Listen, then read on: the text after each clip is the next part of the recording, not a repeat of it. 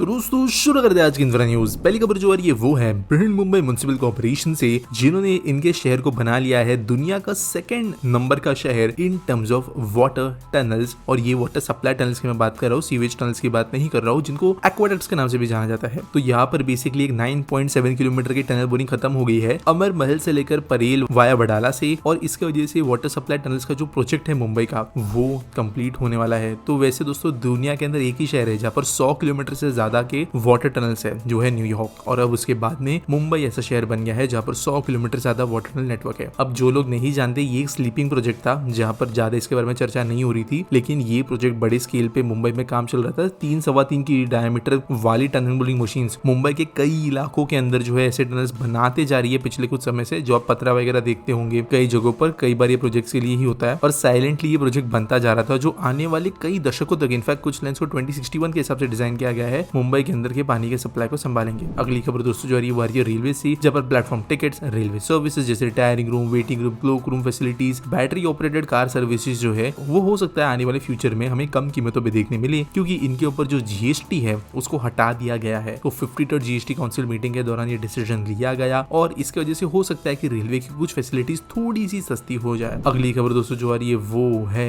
CMRL या Chennai metro से related, जहां पर इन्होंने कहा है कि वो फुल्ली आउटसोर्स कर देंगे operation and maintenance of trains and stations in phase 2 network. तो एक यूनिक अप्रोच ये है। कई बार जो गवर्नमेंटल बॉडी या स्पेशल पर्पस व्हीकल होती है मेट्रोस को बनाने वाली, यही एक बॉडी बनाकर जो है काम करती है ऑपरेशन मेंटेनेंस का यही पर। लेकिन चेन्नई मेट्रो डिसाइड कर रही है कि ऑपरेशंस वगैरह वो कंपनी को बाहर दे देंगे, खुद जो है वो मेट्रो बनाने पे ही ध्यान देंगे। तो ये एक यूनिक अप्रोच है, देखते हैं किस तरीके से चीजें होगी। और एक बड़ी बात यह है कि इसको अप्रूवल भी मिला है। अगली खबर दोस्तों कोलकाता से, जहां पर एक माइलस्टोन अचीव किया है ईस्ट वेस्ट मेट्रो ने। तो एस्प्लेनेड से लेकर सियालदा तक जो सबस्टेशन जोन है मेट्रो का वो कंप्लीट हो गया है, और जो दो सेक्शंस थे ग्रीन लाइन के सेक्शंस के वो अब जॉइंट हो गए हैं। अब इसकी वजह से जो है पैसेंजर्स क्रॉस कर सकते हैं दोनों सेक्शंस के बीच में, और इसकी वजह से बेसिकली ज्यादा आसानी होगी लोगों को नेटवर्क के अंदर ट्रेन चेंज करने में। अगली खबर दोस्तों ये German sports footwear manufacturer and apparel company Adidas से रिलेटेड, जिन्होंने साइन की एक lease deal first global capacity centre Bharat के अंदर का बनाने के लिए। 45,000 स्क्वायर फीट का स्पेस इन्होंने लिया है चेन्नई के पास में, जहां पर ये अपना काम करेंगे। और वैसे इन्होंने एक 700 सीटर्स की ऑफिस स्पेस भी ली है स्मार्ट वर्क्स फैसिलिटी के अंदर, जो ओलंपिया पिनाकल बिजनेस पार्क के अंदर है चेन्नई के पास में। तो आदिदास बेसिकली यहाँ पर चेन्नई के अंदर अपना ऑफिस बना के भारत के अंदर ही अपनी स्पोर्ट्सवेयर ब्रांड्स की मैन्युफैक्चरिंग शुरू करेगा ऐसा लग रहा है। अब दोस्तों इनिशियली प्रोबेबली यहाँ पे डायरेक्ट मैन्युफैक्चरिंग नहीं शुरू होगी, ये जो स्पेस है वो काइंड ऑफ वेयर हाउसिंग की तरह इस्तेमाल किया जाएगा, अब आगे जाके इस्तेमाल होगा मैन्युफैक्चरिंग के लिए। अगली दोस्तों जो खबर आ रही है वो है बेंगलुरु मेट्रो से रिलेटेड, जहाँ पर GRIL ने लॉन्च किया है phase 2 and pink lines final segment. तो इसका जैसे जो ओवरऑल सारे के सारे गर्डर सेगमेंट है वो कंप्लीट हो गए। 7.5 किलोमीटर का इसका जैसे जो प्री का सेगमेंट है डेरी सर्कल रैंप से लेकर कलेना अग्रहारा के बीच का वो कंप्लीट हो गया है,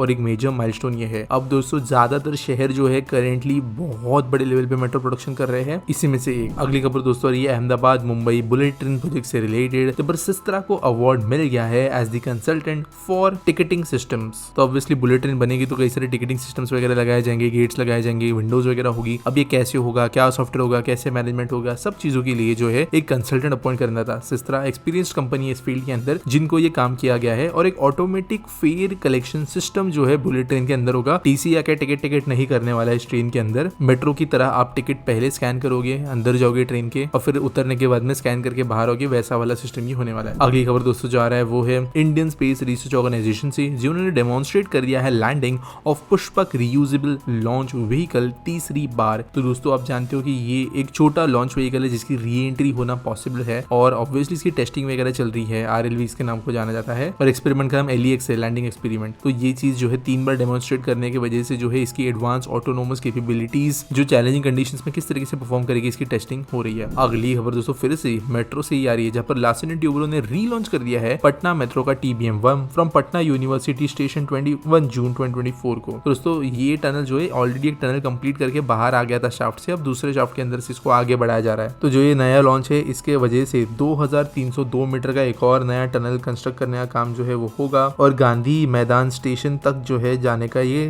रूट होगा टनल का। अगली दोस्तों जो खबर आ रही है वो है कर्नाटका से, जहाँ पर बेंगलुरु सबर्बन रेलवे प्रोजेक्ट को एक बजट के अंदर पैसा और एडिशन करके मिला है। तो यहाँ पर जो बजट सिक्योर हुआ है वो है 7,438 करोड़ रुपीज रुपीज का। और इसका जैसे जो 149 किलोमीटर का बेंगलुरु सबअर्बन रेलवे प्रोजेक्ट है उसके अंदर एक हमें एडिशनल फंडिंग देखने मिल रही है। अब इसका जैसे फाइनली जो है corridor 1, depot number 2, traction works, इनके सारे काम जो है वो तेजी से हो पाएंगे। इसके आसपिट्टी सवाल के बारे में बात करें तो वरदान शर्मा पूछते हैं, how do you see development happening in Meerut after it have now having an expressway and RRTS and metro by this year, could it become the new hub for Delhi NCR after Gurgaon and Noida. यार क्यों नहीं बन सकता? देखो बात ये नहीं है कि मेरठ तक कनेक्शन हो गई तो मेरठ बनेगा कि नहीं बनेगा। मेजर बात ये है कि मेरठ और दिल्ली के बीच में खाली जगह भी बहुत सारी है जो कि ज्यादा जरूरी है नए डेवलपमेंट के लिए। RRTS की वजह से रियल एस्टेट प्राइसेस मेरठ में कैसे बढ़े हैं लोगों को वो ऑलरेडी पता है, उसमें कोई नई बात नहीं है। लेकिन देखो जहाँ पे कनेक्टिविटी आती है वहाँ पर इकोनॉमिक ग्रोथ भी आता है। एक बात है कि गुड़गांव नोएडा ये जो स्पेशलाइज तरीके से डेवलप हुए, गुड़गांव ऑटो हब जैसा बन गया था, नोएडा जो है वहाँ पर हमें बहुत सारा मीडिया,